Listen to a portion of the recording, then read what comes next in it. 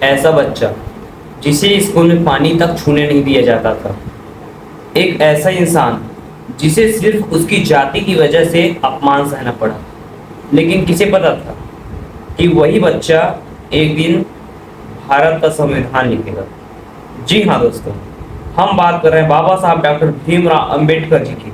तो चलिए कुछ ऐसी अनसुनी बातों को आप लोगों के समक्ष रखते हैं जिसे आप भी जानेंगे, हम भी जानेंगे। आज हम बात करने वाले हैं बाबा साहब डॉक्टर भीमराव अंबेडकर जी की वो कहानी जो हर इंसान को अंदर से खिला देगी। 14 अप्रैल 1891 को मोम में एक गरीब दलित परिवार में जन्म हुआ। नाम था भीमराव। बचपन से ही उनकी जिंदगी आसान नहीं थी। स्कूल में भी उन्हें बाकी बच्चों से अलग बैठाया जाता था। यहाँ तक पानी पीने के लिए भी उन्हें दूसरों की मदद लेनी पड़ती थी। सोचिए एक छोटा बच्चा जो स्कूल में सबके साथ पढ़ता है लेकिन सबके साथ बैठ नहीं सकता, उसे अलग बैठाया जाता है। यहाँ तहाँ तक उन्हें पानी पीने तक का अधिकार नहीं था। सोचिए एक छोटा बच्चा जिसे सिर्फ पानी पीने के लिए ही भेदभाव झेलना पड़े, कैसा लगेगा। एक बार की बात है, भीमराव और उनके भाई बहन अपने गांव जा रहे थे। जब लोगों को पता चला वो दलित हैं, तब लोगों ने उनको बैलगाड़ी देने तक से मना कर दिया। घंटों धूप में भूख प्यास से पीड़ित खड़े थे, लेकिन उन्होंने इतना संघर्ष करने के बाद एक चीज कभी नहीं छोड़ी।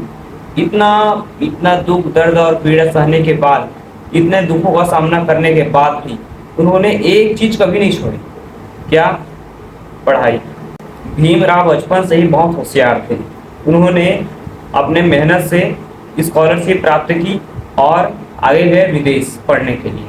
उन्होंने कोलंबिया यूनिवर्सिटी से पढ़ाई की और लंदन स्कूल ऑफ इकोनॉमिक्स से भी उच्च शिक्षा प्राप्त की।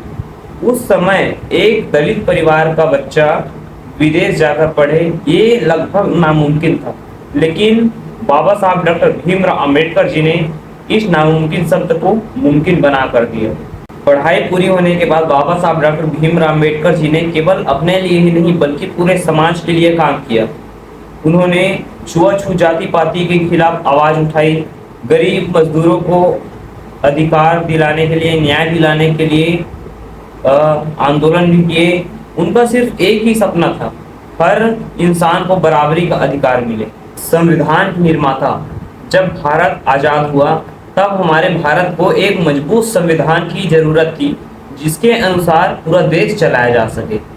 तो उनके लिए चुना बाबा साहब डॉक्टर भीमराव अंबेडकर जी, क्योंकि जिनके पास 32 डिग्री और 9 भाषा का ज्ञान है। सोचिए वो व्यक्ति कैसे होंगे उस समय में, जिस समय उनको पढ़ने का अधिकार नहीं मिला था, उस समय उनके पास 32 डिग्री और 9 भाषा का ज्ञान था। बाबा साहब डॉक्टर भीमराव अंबेडकर जी को संविधान तैयार करने के लिए चुना गया और उनके नेतृत्व में संविधान तैयार किया गया। आज हमें बराबरी का अधिकार जो मिला है वो सिर्फ बाबा साहब डॉक्टर भीमराव अंबेडकर जी की एक देन। 1956 को उन्होंने बुद्धिज्म को अपनाया और लाखों लोगों को भी प्रेरित किया। लेकिन 6 दिसंबर 1956 को बाबा साहब डॉक्टर भीमराव अंबेडकर जी का निधन हो गया, परंतु उनका संघर्ष आज भी कई लोगों को प्रेरित करता है। अगर जिंदगी में लगे कि जीवन बहुत कठिन है तो बाबा साहब डॉक्टर भीमराव अंबेडकर जी की कहानी एक बार पढ़ लेना या उनकी कहानी याद कर लेना। बाबा साहब डॉक्टर भीमराव अंबेडकर जी ने इतना संघर्ष किया और हमें बराबरी का अधिकार दिलाया।